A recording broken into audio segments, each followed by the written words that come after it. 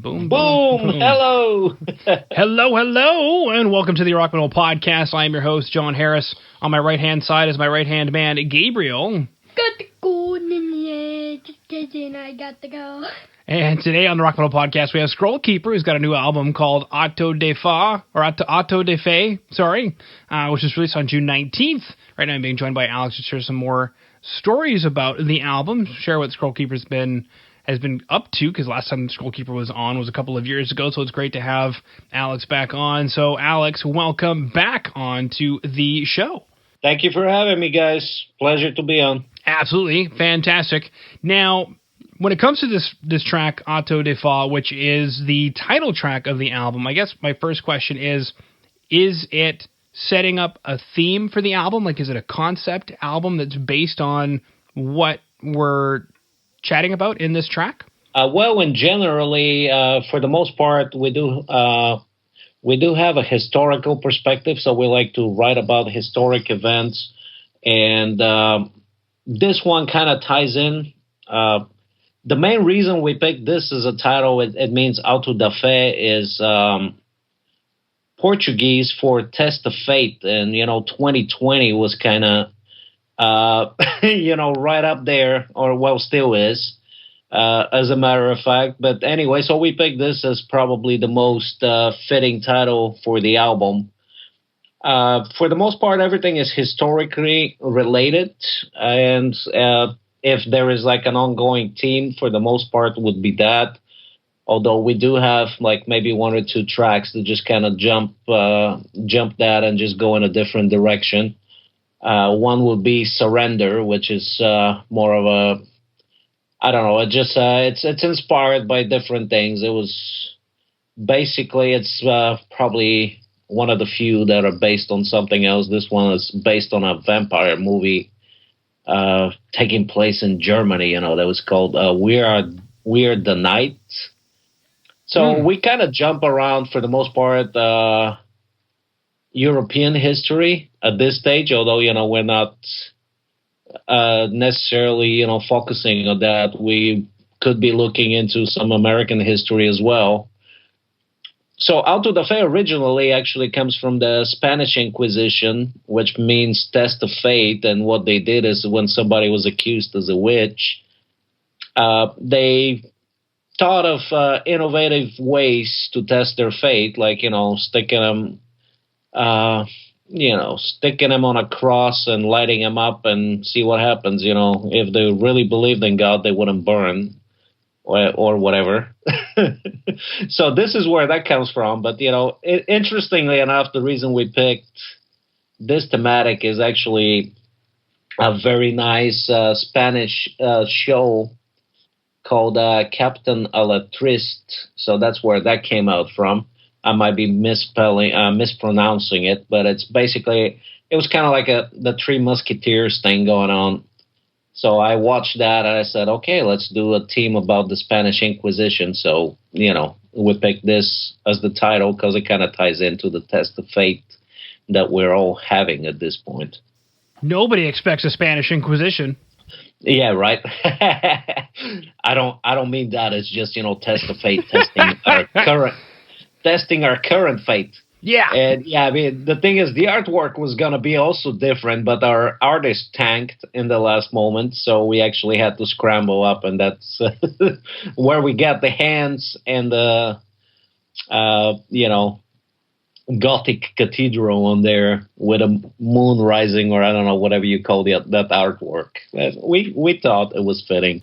Mm-hmm. Absolutely. Well, it's kind of interesting because, of all the historical topics that have come up, it's almost like, I don't know, people don't write about the Spanish Inquisition very often, so I thought it was kind of fitting to pull a Monty Python, nobody expects the Spanish Inquisition, because I've heard of I've heard of many different historical things being written about, either ones that are not talked about often or things that just, generally inspire people, but for some strange reason, it's almost like the Spanish Inquisition doesn't really inspire people to write music. So I don't know, it's just a first for me anyway, and I thought it was interesting that you guys chose to write a track about the Spanish Inquisition, and then also, I don't know, quasi last minute, or if it was in there from the beginning, is to start talking about Well, also there's a test of fate in how 2020 has been unleashing earthquakes, hurricanes, floods, hail, disease, famine, pandemic, and social injustice and unrest. Murder hornets also, don't forget that. Yes, don't forget the murder hornets. I forgot, sorry. Yeah. It's been wild for sure. Actually, talking about the Inquisition, there is another band that preceded us actually by a few months and released another one. They actually had an Inquisition Trilogy, I believe, which was 3 songs. So anyway, we thought that was funny. Yeah. Now, musically, my note on this one is it reminds me a lot of early Iced Earth. Okay, yeah. I mean, I could see that. Although the funny thing is, like, Iced Earth is one of the bands that I didn't really listen to much. A lot of people are saying that. I picked up Iced Earth actually quite lately. I was not like one of the first converts. By the time, they came out and they were big, I was actually listening to mostly the British death metal scene with, bands like Carcass or the beginning of the Swedish death metal and the Norwegian black metal scene. So, completely different. So I picked up Iced Earth actually recently, about 4 years ago, live in Athens. That's actually my favorite, which is, I think it's a 4 CD release or something like that, but they sound a lot better live than they do on their studio albums, I thought. Wow, very cool. Now, we get to the next track, Gilles, which, interestingly enough, musically, that reminds me a lot of Merciful Fate. But, I mean, again, like, really early Iced Earth and Merciful Fate, like, we're really getting into, I think, just the Scrollkeeper kind of sound, which is, I don't know, do you guys consider yourselves to be kind of like a new wave of heavy metal, or however we want to call it, classic metal or classic heavy metal? Yeah, for the most part, that's what people are labeling us as.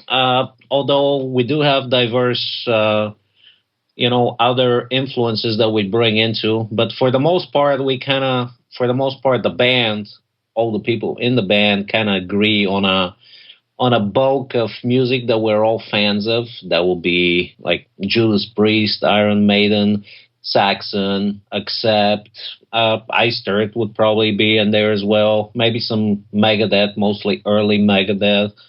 So for the most part, your Canadian stuff, Razor, for example, some of us are huge Voivod fans as well. Our drummer, for some reason, we can't convert him. I don't know why. But so, yeah, for the most part, this is kind of the bulk of our influences. Then I go into like some weirder tangents into maybe a little bit of jazz every once in a while, some prog. But, we don't really touch up on that too much. Our drummer actually was in a death metal and a black metal band for a while. So, those influences show up a little bit. Our singer also was in a thrash metal band for a while. So maybe some of that will creep in every once in a while. Our current bass player, who's actually new to the band, but he's been a long-time friend of mine from a previous band, he's actually an orchestra musician. So we actually have some orchestral influences that are going to start coming in probably more and more. So for the most part, yes, we focus on traditional heavy metal, new wave of traditional heavy metal, however you want to call it. Yeah, very cool. Now, go ahead. Yes, go ahead. I was just going to say, when it comes to the track Gilles, what is this track about? Now, I mentioned that usually the tracks on the record have a historical context. So what is Gilles? Yeah, I mean, for the most part, it was... most of these songs were kind of an exercise of, hey, what is the most metal moment that you can think of, in history? And we try to focus mainly on older history just because modern history seems to be so contentious. And at the same time, it's also, a bit of a problem to really call it a history as long as there is a living person that was at the event that happened. It's not really considered history, at least by historians' perspective. So the Gilles de Rais, my French is not very good. It's basically where we go all the way back. It's about the Baron Gilles de Rais, French Baron, knight and military leader during the time of Joan of Arc. So he was a very highly decorated general. After they fought off the British occupation, at the end of the war, he basically retreated to his own, to his own castle, where he reveled in excess and eccentricity, is eventually turning into the occult. And he was accused of abducting local peasant children and sacrificing them to Satan and other various demons in order to receive wealth, because his wealth was dwindling. So it's a very dark track. So therefore, it's like the heavier you notice, it's got a bit of a Merciful Fate atmosphere. That I was kind of heading more towards maybe homage to Black Sabbath, but I'll tell you what, Merciful Fate works for me. I'll be happy if we're compared to them. Very cool. Now, let's go and chat about this album, Auto de Fe, because it's got quite a few tracks on it, a large number of tracks, and you mentioned that there's quite a few historical context to most of the tracks. So, and then there's kind of a bit of a running theme through it. So I guess, Alex, take us through this album. When you were putting together the album, or when you guys were sitting down to put the album together, what is it that we are picking up? And it could be musically what you guys set out to write. It could be lyrically some themes or touch points that you wanted to hit as far as historical context was concerned. What is the album Auto de Fe? Okay, well, I'm just going to go track by track. Event 201, which is basically, I guess you would call the intro to the album. It's an acoustic piece. This came about thanks to the COVID isolation. The guys thought that we needed an intro, so considering that I had a lot of time on my hands, I sat down and wrote and recorded this. Again, we had a delay in the production schedule because our engineer was actually sick in the middle of mixing the album. So we didn't know how that's going to play out. So therefore, I had an extra month. So this came about from that. Really an acoustic piece. At one point, I was a pretty decent acoustic guitarist. I haven't played fingerstyle for a long time, so it was just gave me a time to stretch that knowledge again and maybe bring some of that back. So that's what this piece is, and it bookends, kind of flows into Lady Death, which was our single from 2019, the summer of 2019, and probably the first track released on this album. And that track, it's called Lady Death. It's about a Russian sniper, a female sniper during World War II, who the American newspapers actually called Lady Death. I believe she had 309 confirmed kills. So she was quite lethal, and that was just part of the Sevastopol campaign when the Germans were taking over Sevastopol. The inspiration for this was actually just another movie that I sat down and watched on one of those long Netflix weekends. So the movie is called Battle for Sevastopol, 2015, Ukrainian-Russian movie. That one has a bit of a jazz midsection that flows into some extended leads and jams. So it's a little bit more progressive. And Valhalla Gates is a homage to Viking culture and a nod towards Viking metal. So this one is probably the fastest track on the album. It's got a bit more of an aggressive thrash metal feel, I would say. Scrollkeeper, which is the band's namesake, and it was probably the album was going to be called that if we didn't run into COVID. That one is basically the title track. It's what the band is all about, and it's a tune that we've had actually since 2017, so it's nothing that's been super new. It's just one of the tracks that got passed on whenever we did our first EP because, we just kind of ran out of cash in the studio. So Scrollkeeper basically is the band's namesake, and this is one that actually has to deal with science fiction, talking about, at one point we wanted to have a band mascot, kind of like Iron Maiden's Eddie. So this is kind of where that came about.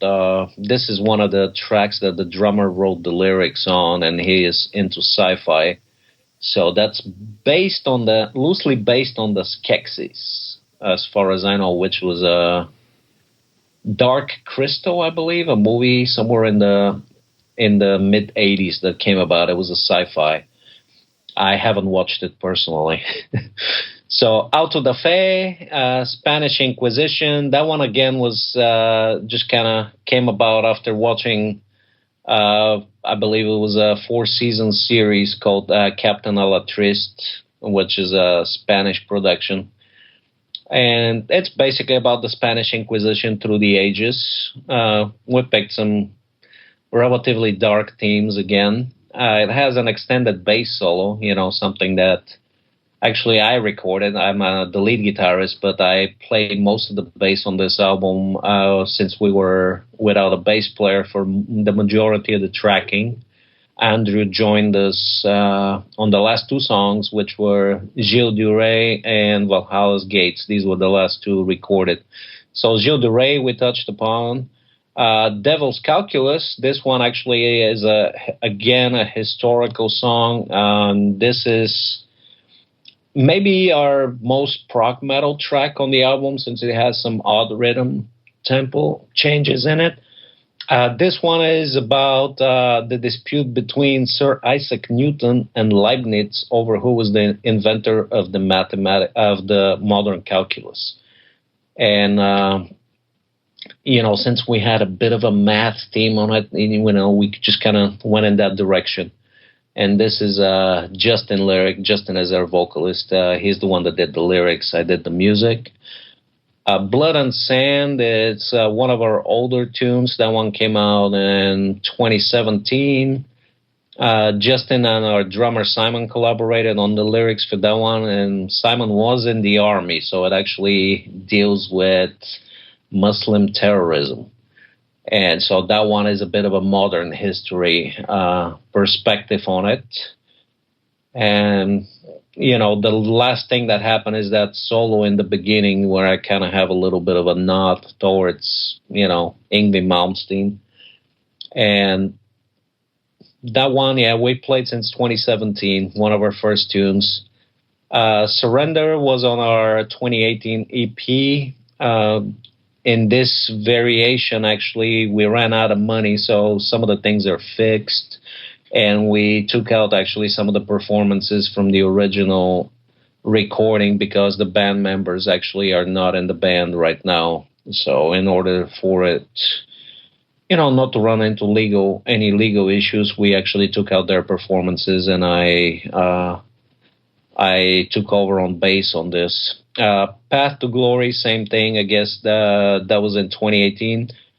Surrender is the one about the vampires in Germany. That's another movie that I watched. Probably one of the lightest themes. It's called We Are the Night. Another good movie, I guess. I would recommend it.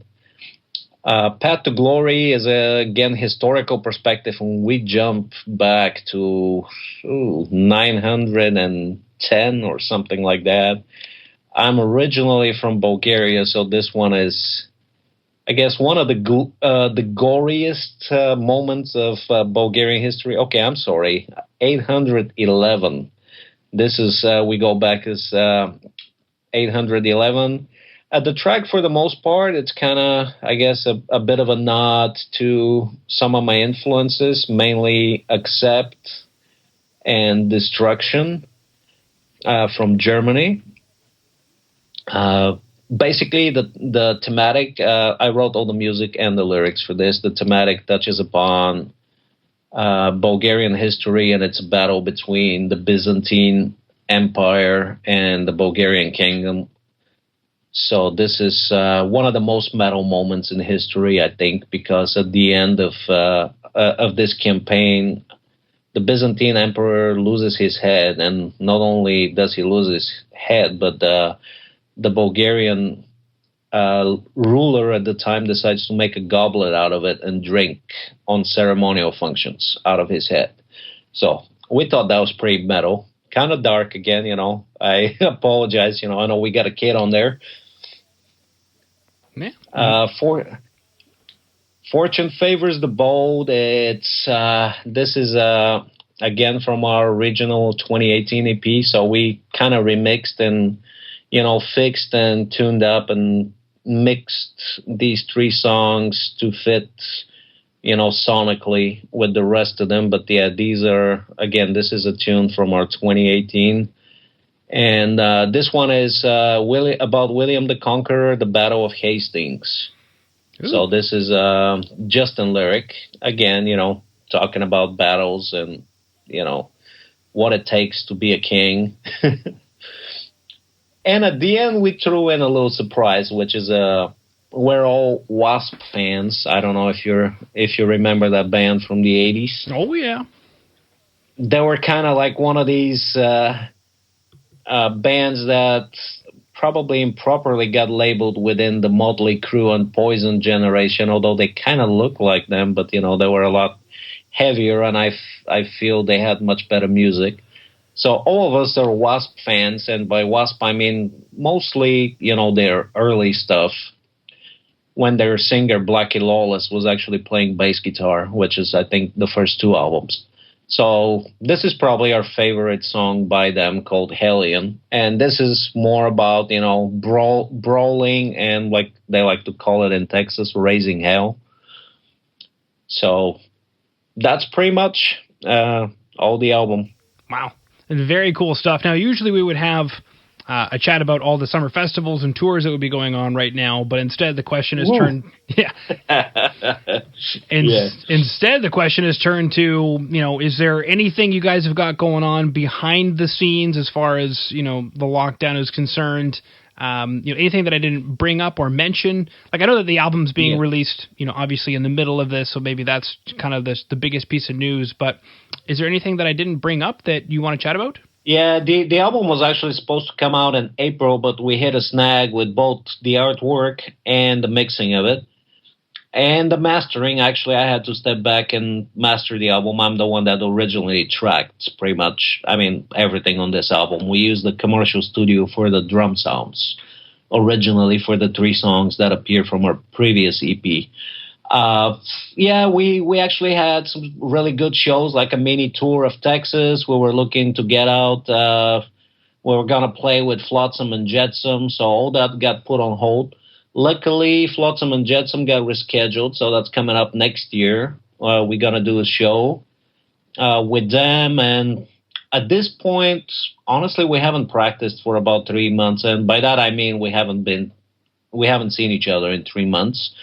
So we're hopefully we're getting back together on the beginning of next month after we see how the COVID situation shakes down, because we had some riots in Houston. So, the virus, as it seemed to be dying down now, it's, kind of coming back in full swing for a second pass. So we're pretty much, for the most part, most of us are working from home. We actually do have 2 teachers in the band. Justin is a history teacher and Andrew is a music teacher. He also lives in a town that's about 2 hours away from us, San Antonio, which is another Texas town where the rest of us are based in Houston. And we were going to use that to break out of Houston and actually start doing, kind of have a broader range of tours. So hopefully that's going to go back. It's back in the planning stages again. And I don't know, we probably won't be really doing anything major for the rest of the year, probably beginning of next year. We might do some minor shows here and there because pubs are opening for the most part everywhere in Texas and some counties. In Houston, I don't know how familiar you are, but it's actually a huge town. It's, I guess, what you would call, I don't know, it's probably pretty close to size to Belgium or something like that. So in other words, you could play South Houston. It's like you're playing a completely different city. And, they have lower numbers there. North Houston, same thing. If we can move out and play some of these smaller towns around us that are still considered the vicinity of Houston. And as far as the rest of the band plans, we're going to probably get together, start working on some new music. I have a lot of ideas that came out, during isolation. Andrew also has a few song ideas. So, we'll see. We'll trot against the wall, see what sticks. We do have several songs that didn't make it on this album just because they were about 80% complete, but not fully complete. So we would finish these and probably do an EP release towards the end of the year. Also, we're looking into doing more promo online stuff, actually doing FaceTime. I'm sorry, not FaceTime. What do you call it? Facebook live streaming seemed to work really well for us. So we probably would do a few concerts that way until the end of the year. Basically free benefit concerts. We do have a major distribution network of independent music stores. So we would have physical format CDs that are going to go to all these places, so you would be able to pick them up.